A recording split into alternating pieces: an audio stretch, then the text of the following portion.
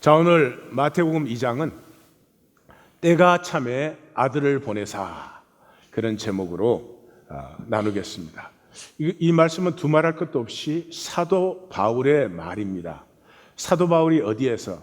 갈라디아에 보내는 편지에서. 갈라디아 교회에 왜 편지를 보냈어요? 복음을 받은 사람들이 다시 종교 생활로 돌아갔어요. 그래서 너희가 어떻게 다시 종교로 돌아갈 수 있느냐? 그래서 3장까지 말하고 4장에 들어서면서 때가 참에 하나님이 그 아들을 우리에게 보내셨다, 이렇게 선언하죠.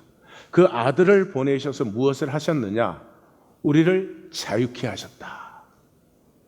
무엇에서 자유케 했느냐? 거짓에서, 애고.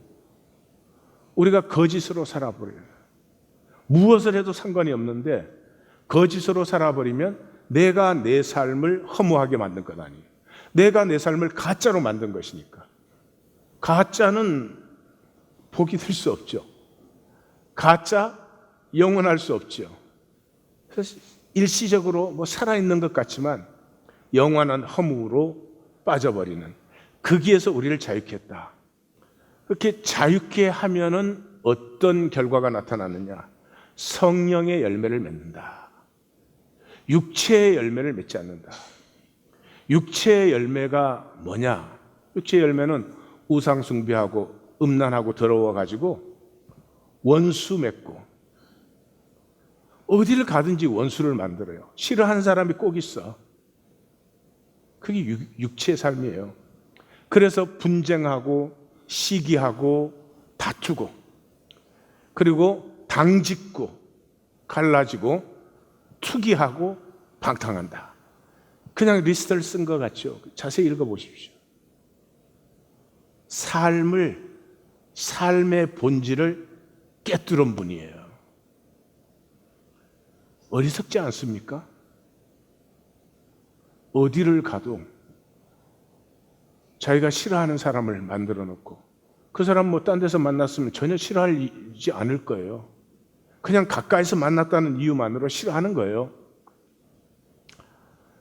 그거 가지고 이제 삶을 만들어 분쟁하고 시기하고 다투고 막 갈라지고 투기하고 방황하고, 그것이 우리의 삶이었어요. 그 삶에서 성령의 열매를 맺는 삶으로 하나님께서 새롭게 하셨다. 그 아들을 우리에게 보내심으로 우리는 이 세상에 육으로 태어났습니다. 이것은 동물이나 식물이나 이 현상 세계의 모든 것은 다 육으로 나타나게 되어 있습니다. 그렇게 내가 태어났고 그렇게 내가 나타났습니다. 그 삶은 그냥 간단합니다. 세상보다 나와 내 가족이 중요합니다. 그렇게 사는 것입니다. 다른 길이 없습니다. 그게 좋다 나쁘다 그런 것이 아닙니다. 그렇게 사는 것입니다. 예수님께서 육으로 난 것은 육이요, 영으로 난 것은 영이다, 그렇게 말씀하신 것처럼 이 세상에 육으로 난 삶은 그게 식물이 됐든 동물이 됐든 인간이 됐든 그렇게 사는 것입니다. 그리고 특별히 인간은 인간의 세계 속에 살아야 되잖아요. 이 인간의 세계는 거짓 세계잖아요. 진리의 세계는 아니죠. 그렇죠? 그러니까 어쩔 수 없이 속입니다. 이것도 꼭 나쁜 의미는 아닙니다. 그냥 시스템 자체가 그렇게 되어 있고 그렇게 살 수밖에 없어요. 그리고 죄되게 삽니다. 미워도 하고 판단도 하고 가족 간에도 좀 센 사람은 범죄도 합니다. 범죄까지도 불사합니다. 이게 또 모이면 전쟁도 불사를 해요. 인간은 참 이상합니다. 시족 사회 때부터 전쟁을 했어요. 그럼 무슨 가족들끼리 전쟁할 일이 있을까 싶은데, 그 고고학자들의 발굴을 읽다 보면 너무너무 재미있어요. 우리 한국도 옛날 백제 그 고분 자리를 이번에 발견해가지고, 백제 이전 시대죠. 보니까 이 집을 사각형으로 지은 사람들하고 동그라미로 지은 사람들이 싸웠더라고요. 네. 그랬는데 사각형으로 지은 사람들이 이겨가지고 동그라미로 집을 지었던 사람들은 그 완전히 다 불타고 거기에 유골들이 굉장히 많이 나더라고요. 그래서 오늘 우리가 다 이렇게 네모나게 집을 짓나 봐요. 참 재밌지 않아요? 그것이 인간입니다. 우리는 육으로 태어나서 육으로 사는 존재입니다. 그런데 인간만 하나님의 형상으로 창조되었기 때문에 어느 동물도 어느 식물도 이 현상 세계의 어떤 존재도 가지지 못한 한 가지의 가능성을 가지고 있습니다. 그것은 하나님의 형상으로, 영어로 다시 날 수 있는 것입니다. 이 영으로 다시 남, 더 이상 육으로 태어났기 때문에 현상 세계의 종로로 타는 것이 아니라 현상 세계에 났음에도 불구하고 오히려 현상 세계를 다스리고 현상 세계를 의미 있고 아름답게 만드는 가능성이 열리는 삶. 이 영으로 거듭날 수 있는 것은 인간만의 특징입니다. 그리고 성경은 이 영으로 거듭난 사람을 사람이라고 합니다. 우리는 다 사람이라고 하지만 아닙니다. 그 전까지의 사람은 우리가 사람이라고 부르지만 모양 때문에 현상입니다. 현상은 일시적으로 있는 것 같았는데 쓰러지는 것입니다. 이 영으로 거듭난 사람에게는 두 개의 특징이 있습니다. 첫째는 먼저 그의 나라와 그의 의를 구합니다. 육으로 태어난 사람은 온 세상이 난리가 나도 나하고 내 가족만 잘 살면 우선 괜찮습니다. 그런데 영으로 거듭나면은 그것이 복이 아님이 보입니다. 우리 모두는 남이야 어떻게 돼도 나하고 내 자식은 잘 살아야 되겠다 그러는데 그게 복이 안 되는 것입니다. 세상을 보십시오.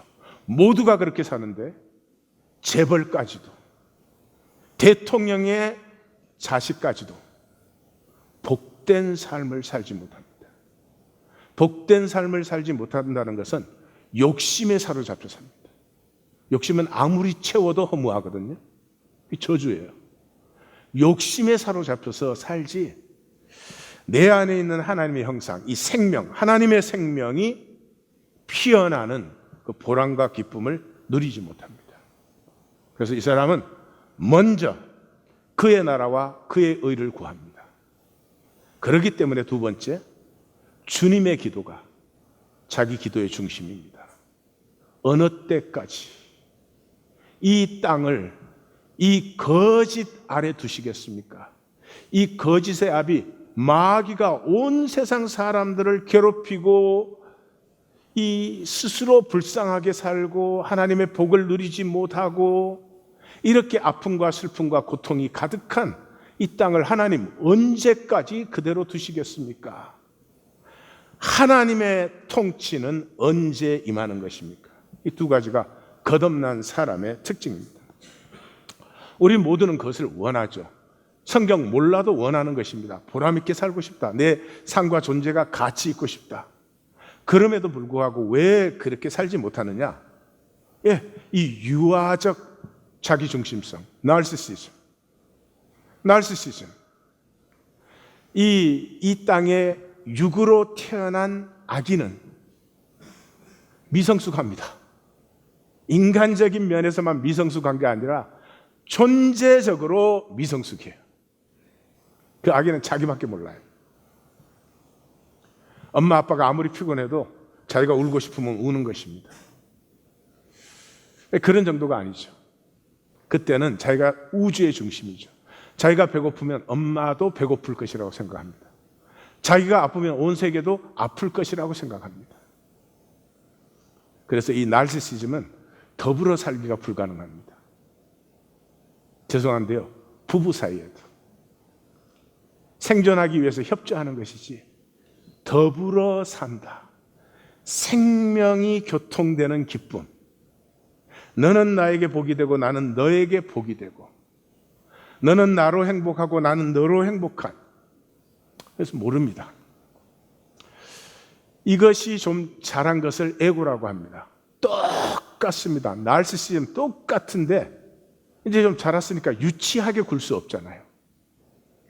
너무 아비우스하게 욕심 부릴 수 없잖아요.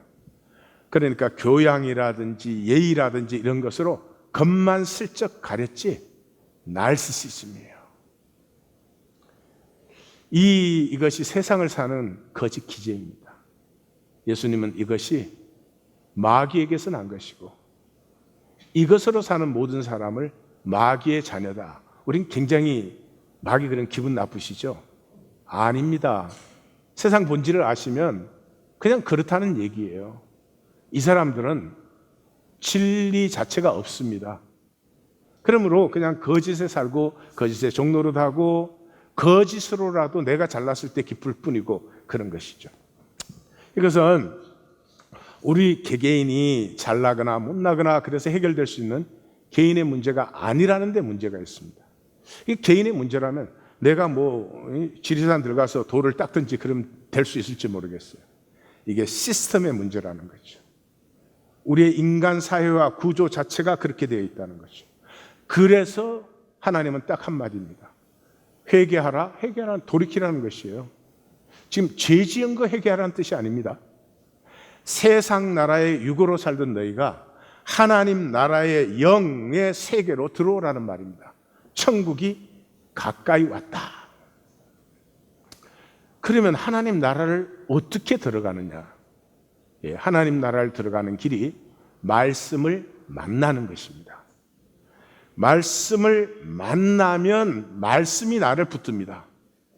내가 말씀을 붙드는 게 아니고 그럴 수준이 안 됩니다. 말씀을 내가 사는 게 아니고 말씀을 내가 노력하는 게 아니고 노력하고 있는 동안은 내 에고에서 자유할 수가 없어요. 에고에서 자유하려면 붙들림 받아야 돼요. 자녀를 사랑하려고 노력하십니까? 아니죠. 자녀가 태어나는 순간 자녀에게 붙들림 받는 거죠, 우리가. 그래서 말씀을 만나면 붙들림을 받아요. 근데 에고는 이것을 잘 알아요. 내가 말씀에 붙들림 받는 순간 에고는 어떻게 될까요? 에고는 어떻게 될까요? 에고는 에고. 에고는 없어져요. 그래서 에고는 결사적으로 말씀을 만나지 않습니다. 그런데 저는 성도님들이 말씀을 만나게 하려고 몸부림을 칩니다. 성도님들에게 제가 이쁠까요? 미울까요? 저를 만나면 반가울지 모르지만 부담스러우시죠. 왜냐 그러면 우리가 이렇게 멀쩡한 척하고 살지만은 우리의 뿌리는 거짓이에요. 그 거짓에 대해서 제가 자꾸 증거를 하는 것입니다. 한두 번 maybe. 그 이상은 부담스럽고 싫고 피하고 싶어요. 에고는 진실을 만나면 없어지는 것이니까, 거짓이니까. 그래서 에고는 말씀을 만나지 않고 말씀을 이해만 합니다. 내가 이해한 건 내가 이 자루를 잡고 있는 것이니까 이해하고 파악하고 분석했으니까 끝. 만나면 살아야 되는데 절대로 살지 않습니다. 살지 않는 건 어떻게 처리해요? 에고의 중심. 나는 예외예요. 에고에게 있어서 항상 나는 예외예요. 내 잘못은 다 변명이 돼요. 내가 하는 잘못 남이 하면 난리가 나는 거죠. 에고는 어쩔 수 없이 자기중심적이에요. 자기중심적이라는 말은 개념적이지만 실제로는 모든 것을 이용한다는 말이에요. 에고는 모든 것이 이용 대상이에요. 죄송한데 여러분, 목회자에게 성도는 이용 대상입니다. 내 성공을 위해서. 그러면은 그 목회자는 에고에 대해서 절대 건드리지 않을 것입니다. 에고를 부스팅해주고 에고의 거짓을 가만 놔두고도 얼마든지 복을 받을 수 있는 것처럼 종교 세계에 종교적인 것들을 마구마구 홍수처럼 쏟아놓을 것입니다. 종교는 자신의 거짓 문제에 대해서는 눈꼽만큼도 타치하지 않아도 얼마든지 하나님의 복을 받을 수 있다는 거짓말을 해대니까요. 근데 잘 보십시오. 모든 걸 이용하는데 이용이 저주입니다. 이용이 저주라는 걸 아셔야 됩니다. 나를 사랑하는 왕이 있어요. 그래서 나를 정말로 유업자로 길러서 자기의 모든 유업을 나에게 위임해 주기를 원하는 왕이 있는데 그 사랑을 내가 이용합니다. 그럼 그것이 저주죠. 그 사랑을 자연스럽게 받고 누릴 줄을 모르고 그 사랑을 내가 이용하려고 해요. 그게 저주예요. 그것이 우리가 지금 하고 있는, 이 세상에서 하고 있는 것입니다. 정직하게 말하면 자식까지도 이용의 대상이죠. 자식이 내 자존심도 높여주고 내가 원하는 내 에고적인 욕망도 채워주고 그럼 참 좋은데 그걸 잘 안 해주면 자식도 미워질 수가 있죠. 좋고 나쁘고의 문제가 아니라 이 마귀가 권세 잡은 이 세상 속에 육으로 태어난 우리의 삶이 이렇다 하는 진실을 정직하게 만나지 않으면 거듭나야 된다는, 성경은 그거 하나뿐입니다. 인간은 육으로 태어나지만 영으로 거듭날 때 인간의 존재의 참다운 의미, 참다운 가치, 참다운 영광이 피어난다. 이게 성경입니다. 그런데 그것을 피합니다.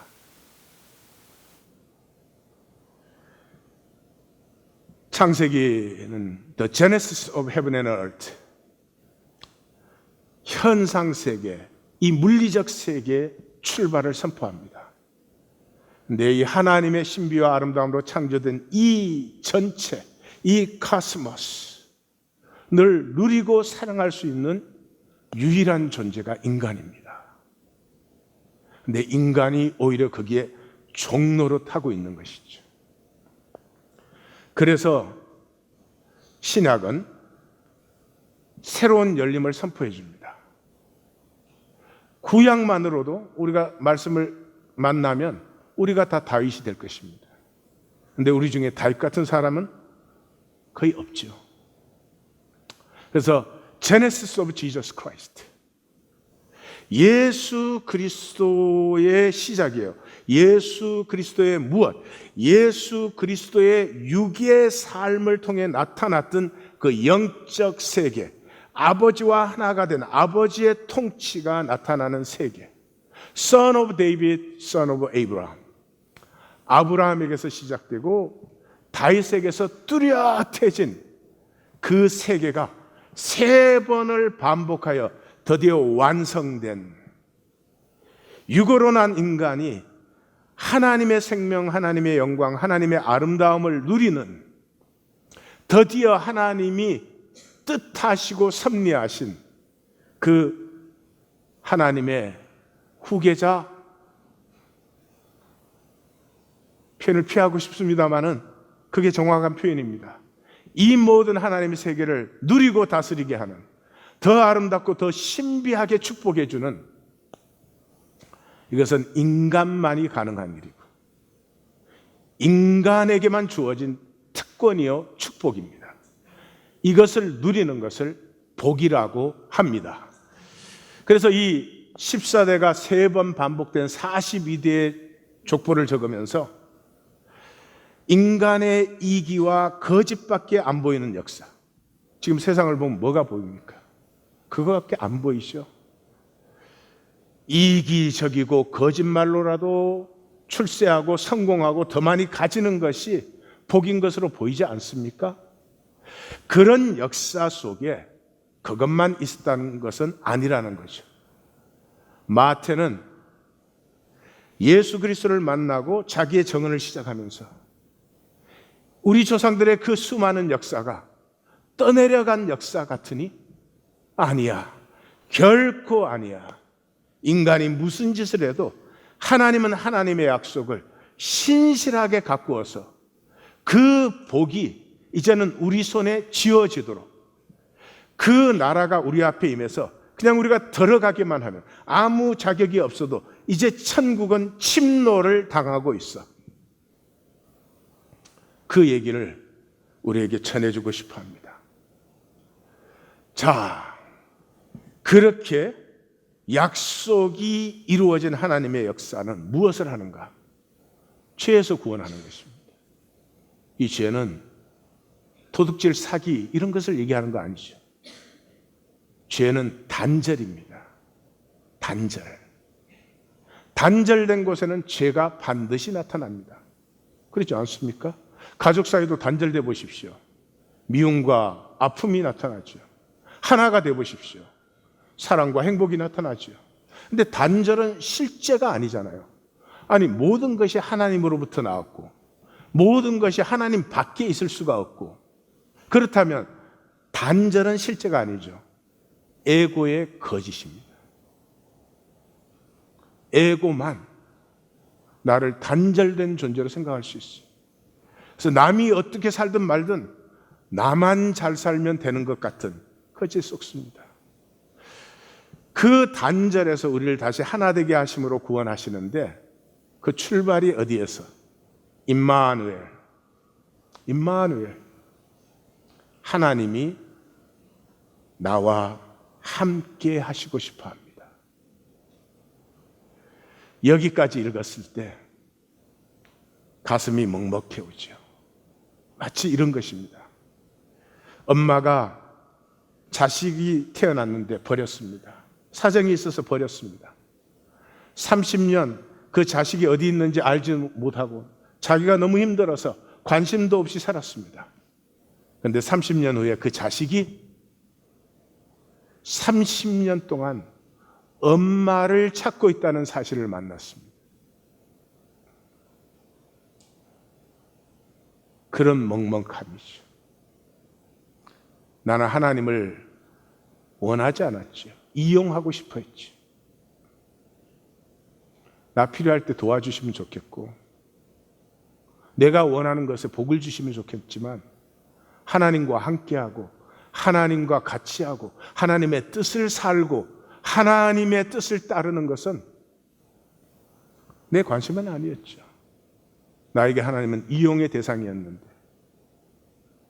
그 버린 자식이 엄마를 찾고 있었던 것이죠. 이 가슴이 먹먹해질 때 거짓으로 살면서 끄떡도 없이 살아왔는데 내가 산 삶이 나에게 아픔과 슬픔이 될 때 그때가 복된 때입니다. 비로소 꾹꾹 눌러놨던 내 안에 있는 하나님의 형상, 가장 높은 의식, 내 진실. 진실은 에너지 레벨이 높아요. 그래서 부부 사이에도 아무것도 아닌 얘기도 진실은 말하기 힘듭니다. 거짓으로 살아야 편합니다. 꾹꾹 눌러놨던 내 안의 진실이 이 가슴이 먹먹해 올 때 참으로 더 이상 피할 수가 없어집니다. 2000년 전에 한 세리가 예수 그리스도를 만났습니다. 2000년 전에 세리라고 하는 것은 인간이 아닙니다. 개보다 못하게 보는 것입니다. 이 사람의 삶의 사정과 형편이 어땠는지 알지 모르지만은 이 사람은 인간의 아름다움, 생명의 존귀함 이런 건 다 그럴 여유가 없는 사람이에요. 그거 다 내려놓고 단 한 가지, 돈 때문에 찌꺼기 같은 삶을 사는 것을 불사했습니다. 이 사람이 이 세상에서 잡을 수 있는 것은 그것밖에 없었습니다. 모든 사람이 정죄합니다. 하나님은 정죄하지 않습니다. 그 사람이 그 육의 자리에 태어나지 않았다면 그 사람은 그렇게 살았을 리가 없는 사람입니다. 다시 말해서 그 사람 속에서도 정말 생명에 값어치 있는 삶을 살고 싶은 중심이 있었죠. 그것이 예수 그리스도를 만나서 열렸습니다. 예수 그리스도를 만나서 열렸습니다. 열렸다는 말은 내가 육으로 태어난 그 자리가 어쩌다 보니 그렇게 태어나서 내가 종로로 타는 자리가 아니고 바로 그 자리가 사도 하나님이 보내신 자리라는 것입니다. 바로 그 자리의 삶에서 이제는 세상과 역사를 향해서 하고 싶은 말이 생긴 것입니다. 아니, 세상과 역사가 보아야 할 것을 보지 못하는 사람들을 두드리는 음성이 된 것입니다. 그 마태는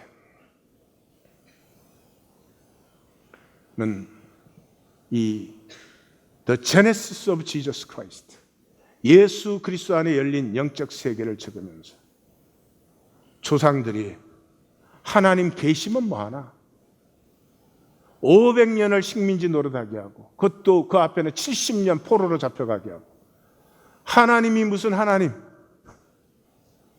그러한 자기 민족을 향해서 하나님은 한 번도 쉬신 적이 없어요. 하나님은 약속을 이루고 계셨어요. 우리의 관심이 그곳에 있지 않았기 때문에 이 절묘한 역사를 우리는 보지 못했어요. 그리고 그 하나님의 중심은 하나님을 떠난 우리를 다시 불러서 함께 살고 싶은 그 마음을 우리에게 전하고 싶습니다. 이때 우리는 말씀이 더 이상 글자가 아닙니다. 그 말씀 앞에 경외의 심, 무릎을 꿇게 되죠. 나에게 무엇이라고 말씀하실까? 마태의 얘기가 그만의 얘기입니까? 우리의 얘기 아닙니까? 이 21세기의 인간은 돈 때문에 모든 것을 다 버리고 이용하는 거 아닙니까? 정말로 만난 관계 있습니까? 나의 진실로 만난 너가 있습니까? 아니, 하나님이라도 사람은 놔두고 나의 중심의 진실로 만나십니까? 알파에서 오메가까지 거짓밖에 없는 나.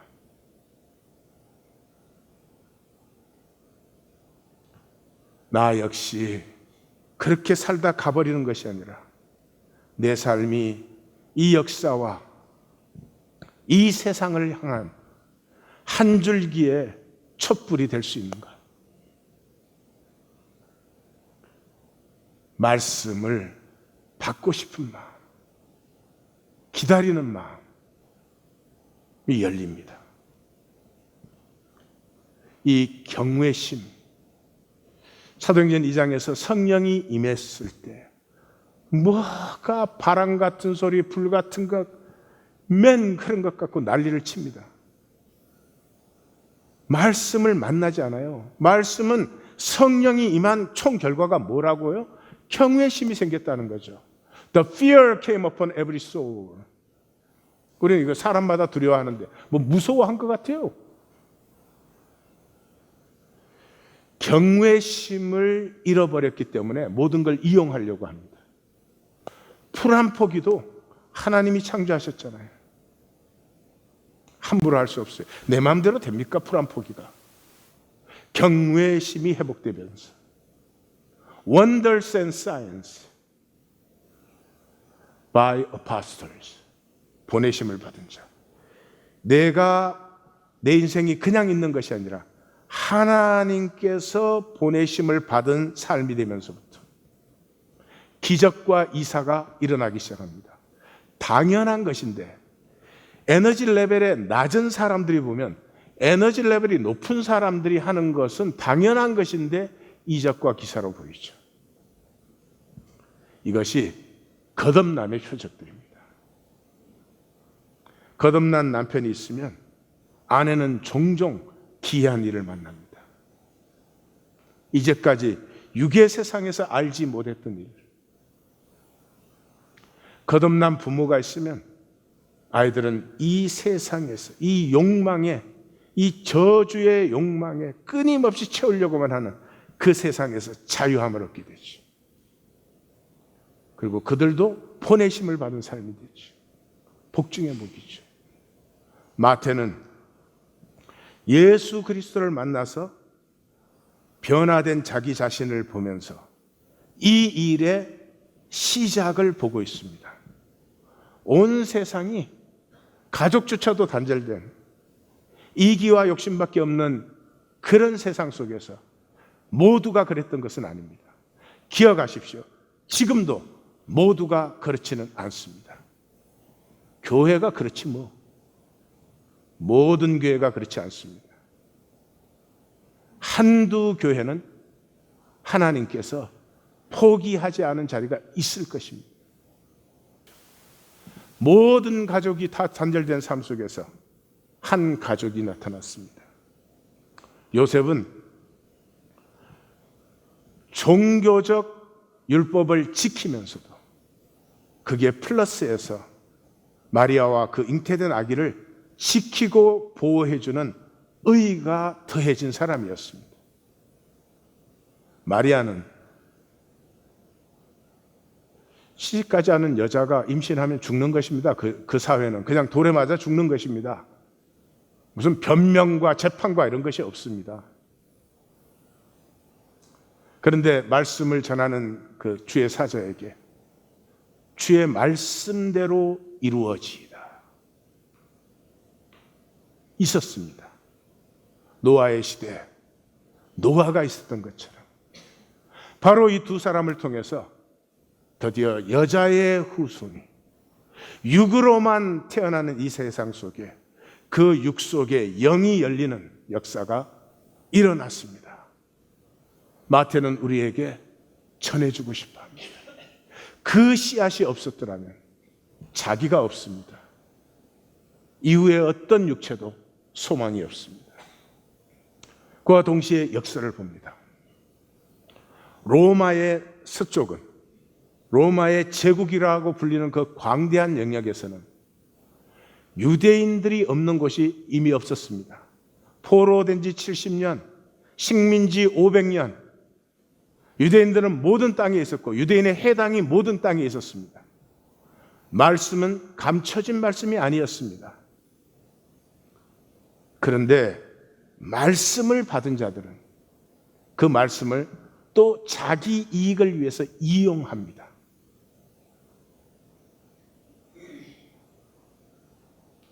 그것을 종교라고 하죠.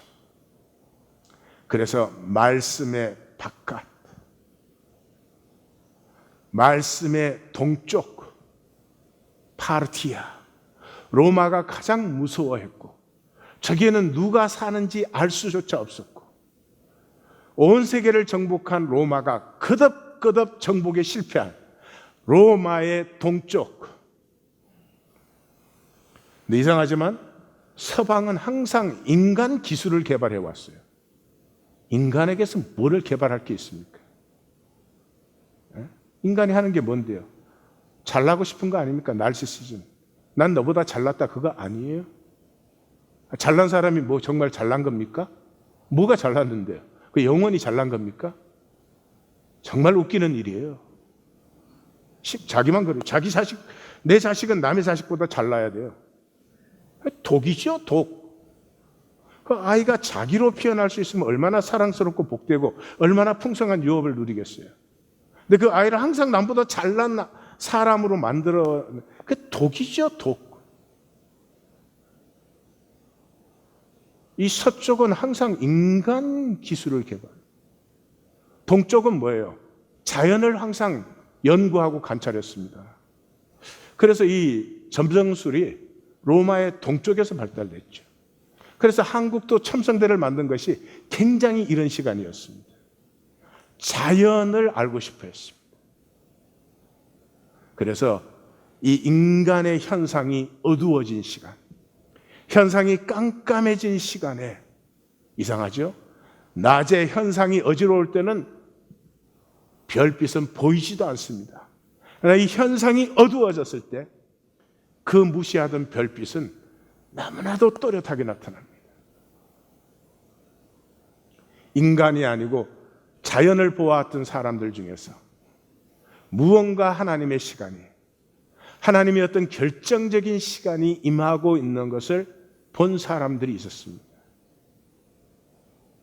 그 사람들이 찾아와서 그 시간을 얘기하는데, 말씀을 맡은 자들은 그거 가지고 하나님의 역사를 또 막고 해방하려고 하는 것입니다. 이 역사를 마태는 자기 민족에게 전해주고 싶습니다. 우리가 말씀의 지식 갖고 있다고, 우리가 종교생활하고 있다고 우리가 멸망하는 자들이야. 하나님이 이유 없이 우리에게 500년 이상의 고통과 아픔을 우리에게 주고 있는 것이 아니야. 그 얘기를 해주고 싶습니다. 오히려 세상은 보는 하나님의 역사를 이 종교인들은 못 보고 있는 것이죠. 그래서 말씀과 에고의 역설이 있습니다. 말씀을 만난다는 것은 나의 진실을 직면하는 것입니다. 내가 거짓이라는 사실을 직면하셔야 됩니다. 끝까지 직면하지 않으시면 그것은 참으로 저주입니다. 끝까지 거짓으로 있다가 허무해지는 것 아니에요? 그러나 살았을 때 내가 거짓이라는 것이 직면되어지면 비로소 에고가 깨어지잖아요. 근데 우린 다 에고로 살고 있으니 이 에고가 가장 피하는 것이 그것이죠. 그래서 에고는 만나지 않으려고 합니다. 만나지 않는 것이 어떻게? 내가 해석하는 거죠. 내가 머리로 이해하는 거죠. 내가 다 이해하고 해석했으니까 끝난 거잖아요. 절대로 느끼지 않습니다. 남의 자식의 문제는 생각하잖아요. 아, 그런 문제가 있구만, 안 됐구만. 내 자식의 문제는 생각이 아니죠. 느끼죠. 느끼면 그때부터 내 문제가 되는 것입니다. 말씀을 절대로 만나지 않죠. 이런 안타까운 역사를 마태는 자기 동족에게, 자기 동족이 만났으면, 그리고 또 이렇게 말합니다. 하나님의 역사에서 하나도 그냥 떠내려간 것은 없다는 것을 말해주고 싶어 합니다. 먼저 The Genesis of Jesus Christ, 예수 그리스도의 시작이라 하는 것으로 선포된 다음에 42대의 족보를 적으면서 이 모든 시간에 하나님이 아무것도 못하셨던 것 아니야? 하나님이 손 놓고 있었던 것 아니야? 라고 시작한 마태는 이제 모든 것 속에서 하나님이 어떻게 역사하는지를 보여주기 시작합니다. 세 가지를 적고 있습니다. 첫 번째는 갓 태어난 예수가 애굽으로 피난 간 사실을 얘기합니다. 거기에 결론은 애굽으로부터 내 아들을 불렀다 함을 이루려 하심이라. 여기에 희나라는 단어가 써져 있습니다. 우리는 세 개를 똑같이 번역을 해버려 가지고 도대체 뭐가 뭔지 알 수가 없어졌어요. 희나라는 것은 목적이 그것이라는 것입니다. 다시 말해서 그 애굽에서 내 아들을 불렀다는 호세아의 예언이 이루어지게 하려고 하나님이 예수를 애굽으로 내려가게 하셨다는 것이죠. 그래서 하나님 뭘 하시고 계십니까? 1장 1절에서 New Genesis, 이 물질 세계의 출발 속에 이제는 그 물질 속의 세계 속에서 영의 세계, 하나님의 세계가 피어나는 진정한 창조가 완성되는 것에서 2장 15절에서는 New Exodus, 출애굽이 드디어 완성돼요. 첫 번째 출애굽은 나와서 순종 안 했잖아요. 광야에서 불순종, 약속의 땅에 들어가서 불순종. 그런데 이제 이 엑스더스는, 이제 예수께서 애굽에서 다시 나올 때는 이제 순종을 완성시키는 것이죠. 두 번째는 라마의 통곡입니다. 라헬이 그 자식이 없으므로 위로받기를 거절하였다. 함이 이루어졌다. 우리 번역을 그렇게 했는데 거기에는 토테라는 단어입니다. 토테라는 단어는 이런 일이 일어남으로 말미암아 이 일이 또한 같이 이루어질 수밖에 없었다. 그런 일이에요. 목적이 아닙니다. 내가 오늘 아침에 교회로 오다가 보니까 옆에 들어오던 차 한 대가 미끄러지는 것을 보았어요. 그 미끄러지게 하는 게 내 드라이브 하는 목적은 아니죠. 그런데 내가 드라이브 하고 있을 때 옆에 차 한 대가 들어오려고 하다가 미끄러지는 것을 내가 보았다. 그렇죠. At the time. 그 때에 뭐 그런 일이에요. 그래서 하나님께서 2살 이하의 아이들이 죽도록 하신 게 아니고 이 해방하고 거부하는 인간 역사 속에서 그 하나님의 새 세계가 열릴 때에 인간 세계는 그냥 있은 것이 아니라 이것을 해방하기 위해서 2살 아래 아들을 모두 죽이는 그런 역사가 동시에 불가분하게 일어났다 하는 것을 보여주고 있습니다. 우리를 보셔야 됩니다. 말씀이 임하면 기쁘십니까? 깨닫는 기쁨이 있습니다. 보는 즐거움이 있습니다. 동시에 어떻게 하든지 그것을 내가 받지 않고 내가 살지 않으려고 하는 굉장한 에고의 역사도 함께 한다는 것을 스스로 보셔야 됩니다. 세 번째는 나사렛으로 돌아오신 것입니다. 예루살렘으로 돌아오지 못했습니다. 나사렛으로 돌아왔습니다. 여기에서 나사렛 사람이라 칭하심을 이루려 함이라 이렇게 말합니다. 여기는 호포스라는 단어가 쓰였습니다. 호포스는 목적이 아닙니다. 그것을 이루는 것이 목적이 아니고 그 일이 있다 보니까 결과적으로 이렇게 됐다 그런 말이죠. 그래서 성경에 그 나짤 이게 나시린이라는 단어입니다. 분리되었다는 말이죠.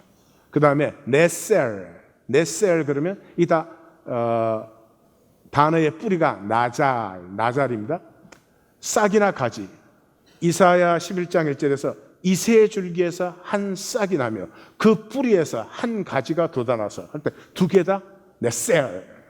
그러므로 예수님이 나사렛 사람이라고 부르신 것은 하나님 앞에 구분된 사람들을 나시린이라고 불렀던 것과 선지자의 예언서에서 이 역사 속에 한 싹 한 가지가 피어날 때가 있다 하는 이 모든 것이 나사렛에 거주하게 되므로 함께 이루어진 것이다.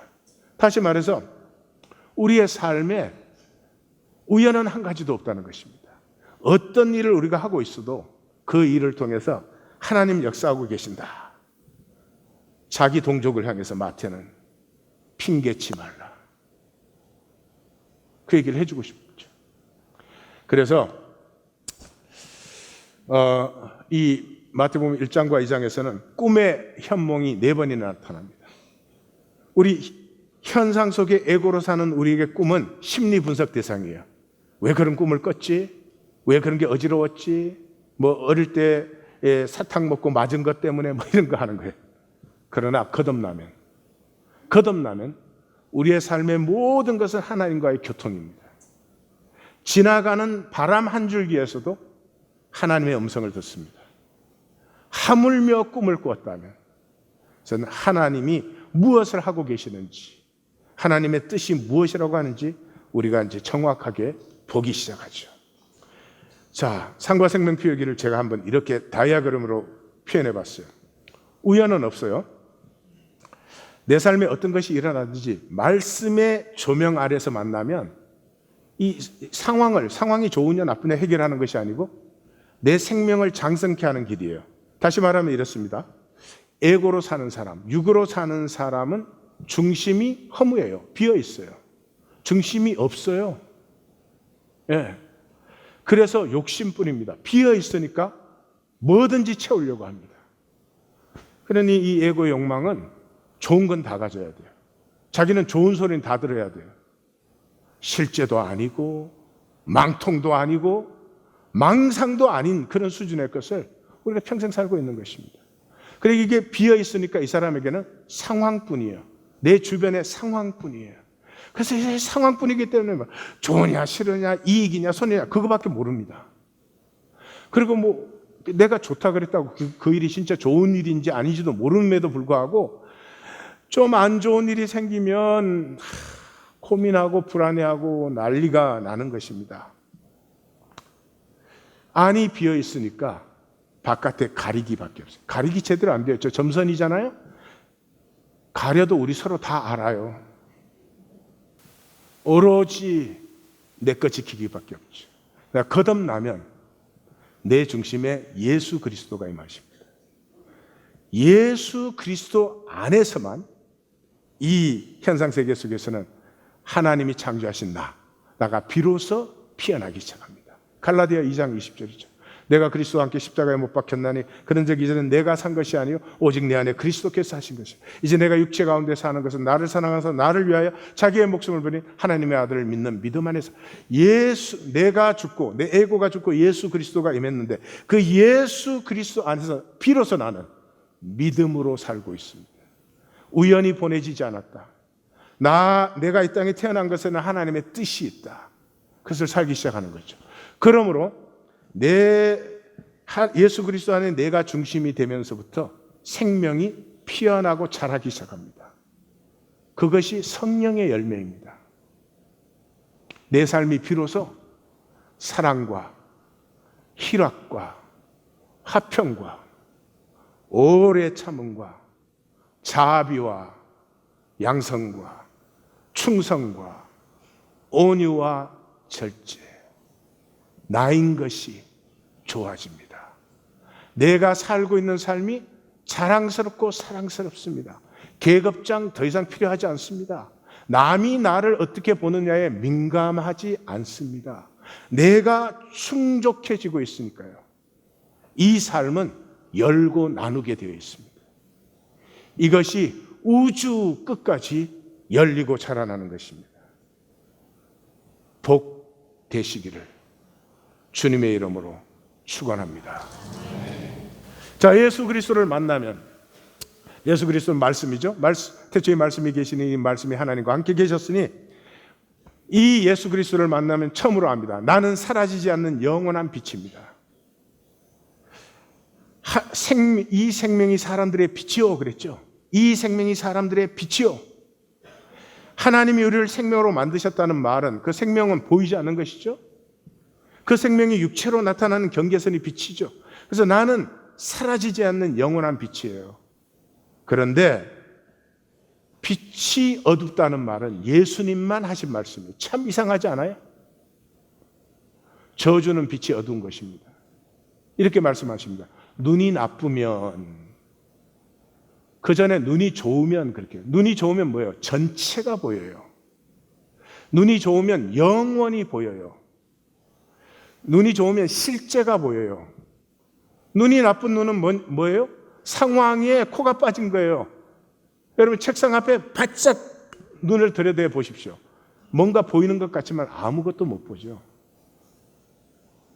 영혼과 실제가 보여야 되는데 영혼과 실제는 생각으로 이해가 되지만 전혀 그게 뭔지 보이지 않아요. 그렇게 눈이 나쁘면 온 몸이 어두워져요. 내 안이 빛인데 이 생명이 사람들의 빛이라. 이 빛이 어두워요. 그 빛이 어두우면 그 어두움이 얼마나 더하겠느냐. 왜 어두워요? 나뭇잎 치마로 가리기만 하고 있으니까요. 밖에다 계급장 달아놨고 내 안은 불안과 수치와 두려움이니까 꽁꽁 가리니까 어둡습니다. 성경에 이 삶을 예수님은 가장 정확하게 표현합니다. 한 달란트 받은 자입니다. 한 달란트 받은 자는 결코 못합니다. 많은 것들을. 근데 세 가지만 정리하면 이렇습니다. 결코 희생하지 못합니다. 내 삶에 아픔과 슬픔이 보일 때가 내 생명이 나누어지는 때입니다. 그런데 아픔과 슬픔에는 나를 나누어야 되는데 결코 나를 나누지 못합니다. 나누는 척 예, 내 이익을 위해서 계산된 나눔을 할 수 있겠죠. 희생은 되지 않습니다. 아픔과 슬픔이 있는 자리에 나를 나눌 때가 내 생명이 장성하고 가장 복된 때인데 결코 못합니다. 두렵고 불안한 것을 보면은 그때 손을 잡아줘야 되는데, 나를 열고 함께 손을 잡아야 되는데, 저 두렵고 불안한 것이 내 것에도 올까봐 얼른 닫아버립니다. 생명의 유일한 길은 십자가를 향해서 내 손을 내미는 것입니다. 십자가가 임할 때 떠나가는 것이 아닙니다. 생명의 유일한 길을 스스로 닫아버립니다. 결코 교통하지 않습니다. 교통하고 나누는 것이 부담스럽고 불편하게 보입니다. 생명은 나누고 희생됨으로만 자라는 것인데 교통이 부담스럽고 불편이 됩니다. 이 생명이 거듭나면은 우리의 말로 하면은 용기가 필요합니다. 존재의 용기가. 존재는 불편합니다. 우리 중에 용기 있는 사람은 없습니다. 저는 내가 용기가 있나 생각해봐. 용기 없어요. 제가 어릴 때 겁이 참 많았습니다. 제가 겁이 많은 게 참 싫었습니다. 육체로 태어난 사람에게 용기가 어디 있습니까? 용기 있는 척 할 수 있는지 좀. 그렇다고 비겁해지면 안 됩니다. 비겁하다는 것은 작은 이익 챙기는데 연연한 것입니다. 한번 계산해 보십시오. 하루에 100불씩 이익을 보면 내 생애 전체 얼마 이익을 보는지, 그것을 위해서 내 일생을 드릴 수 있습니까? 우린 육으로 태어났기 때문에 나 먼저밖에 모르는 삶을 살아야 됩니다. 그러나 그걸 끝까지 지키시면 영원히 홀로 되시는 것입니다. 우리는 이제 예수 그리스도의 십자가에서 생명의 용기를, 존재의 용기를 비로소 만났습니다. 우리는 예수 그리스도의 이름으로 이제는 아픔과 슬픔의 자리에 함께함을 우리는 증거받았습니다. 성경이 이렇게 말합니다. 한 번 죽는 것은 사람에게 정해진 것이요, 그 후에는 심판이 있으리니. 한 번 죽는 것은, 현상으로 태어난 것은 현상이 끝나는 시간이 반드시 있습니다. 그걸로 끝나지 않습니다. 그 후에 내 일생을 통해서 어떤 삶을 살았는지는 스스로 결정이 되는 것입니다. 스스로에게 물으십시오. 매일 하나님 앞에 나아가는 시간을 정해서 무슨 기도하고 묵상하고 그런 종교의 짓거리들 내려놓고 하나님 앞에 정직하게 물으십시오. 자기 자신을 향해서. 나는 정말로 행복한가? 나는 정말로 보람있게 사는가?